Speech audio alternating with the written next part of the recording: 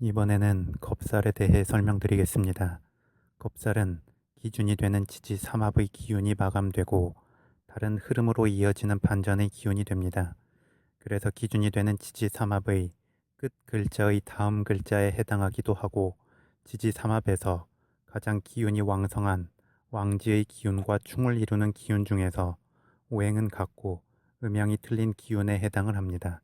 예를 들어 기준이 되는 지지의 글자가 신, 자, 진 중 하나의 글자일 때 겁살의 기운은 지지삼합의 끝 글자인 진토의 다음 글자 사화가 되고, 이 사화는 지지삼합의 가운데 글자인 자수와 충을 이루는 오화와 오행은 같고 음양이 틀린 기운이 됩니다. 이처럼 겁살의 기운은 기준이 되는 지지삼합의 기운을 덮고 다음 기운의 흐름이 생겨나는 시점의 기운이 됩니다.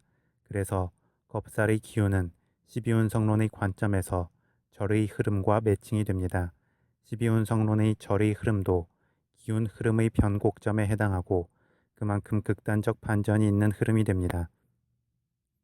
또한 겁살을 대파살이라고 부르는 것은 모든 것을 파괴하고 새로 세우는 기운이기 때문입니다. 한편 극단적 반전이 있다는 것은 그만큼 좋고 나쁨에 있어 극단성이 있게 되기에 잘 되면 크게 잘 되고 못 되면 아주 크게 못 될 수 있음을 의미합니다.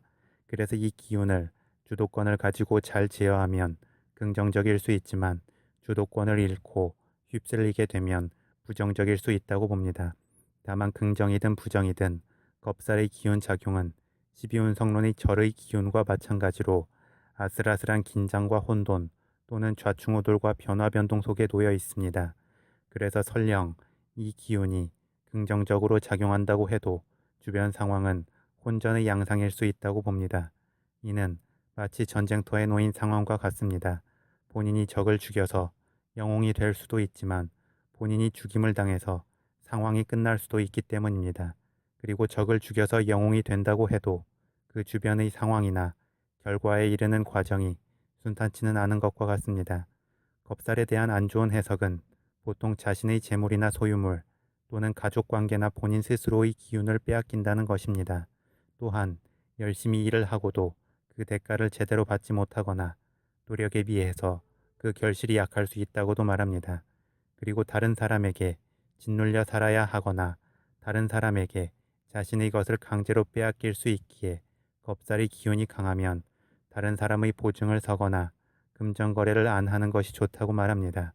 그래서 겁살의 기운과 매칭이 되는 부정적인 단어는 겁탈, 강탈, 억압, 영모, 관제, 침탈 등이 됩니다. 그런데 또 한편으로 겁살을 주도적으로 활용할 때의 긍정적 해석은 다음과 같습니다. 겁살이 관성으로 작용하면 조직에서 권력을 잡을 수 있고, 겁살이 재성으로 작용하면 큰 부를 이루고 아내 덕을 볼 수 있다고 보고, 겁살이 편인으로 작용할 때에는 종교나 예술 분야의 성과를 이룰 수 있고, 겁살이 정인으로 작용하면 학문적 성취를 이룰 수 있으며, 겁살이 식상으로 작용할 때에는 자신의 기술적 재능을 드러내거나 말로 풀어나가는 일에서 성과를 거둘 수 있다고 봅니다. 겁살은 다른 신살과 마찬가지로 그 기운이 자신을 향하냐 외부로 향하냐에 따라서 차이를 보이게 되는데, 겁살의 기운이 외부로 향하고 긍정적으로 발현된다면 자신의 것을 빼앗기는 것이 아니고 다른 기운을 빼앗거나 강하게 제어할 수 있게 됩니다. 그리고 겁살의 기운이 각 지지에 작용할 때의 특성은 다음과 같습니다. 겁살이 연지에 작용하면 조상의 기운을 이어받지 못하기에 가문의 명운이 끊길 수 있고 타지 생활을 할 수 있다고 봅니다. 그리고 겁살이 월지에 작용하면 부모와 형제의 인연이 약하기에 그 덕을 볼 수 없고 고아로 자랄 수도 있다고 봅니다. 또한 겁살이 일지에 작용하면 부부의 인연이 약하고 근거지가 불안정하기 때문에 이사나 이동이 많을 수 있고 본인의 몸이 아플 수도 있다고 봅니다. 더불어 겁살이 시지에 있으면 자녀와의 인연이 약하고 자녀가 아플 수 있다고 봅니다. 더불어 겁살이 작용하는 지지의 위치와 겁살과 다른 기운이 함께 작용할 때, 그리고 겁살을 십성론의 기운과 매칭해서 보거나 공망이론과 매칭해서 볼 때 등에 따라서 다양한 명칭을 가지고 구분하여 해석하기도 합니다. 예를 들어 풍류겁살, 투쟁겁살, 도살겁살, 곡과겁살, 화류겁살 등이 그것입니다. 그런데 굳이 어떤 식으로 구분하여 보지 않더라도 어차피 겁살에 대한 해석은 긍정과 부정이 극단적으로 나타나게 됩니다. 따라서 중요한 것은 본인의 현재 상황과 상태를 파악하고 그에 따른 균형 잡힌 처세와 필요한 방향으로의 기운 발현일 것입니다. 예를 들어 본인의 기운이나 상황이 짓눌려 있다면 최대한 다른 사람에게 자신의 기운을 빼앗기지 않도록 해야 합니다.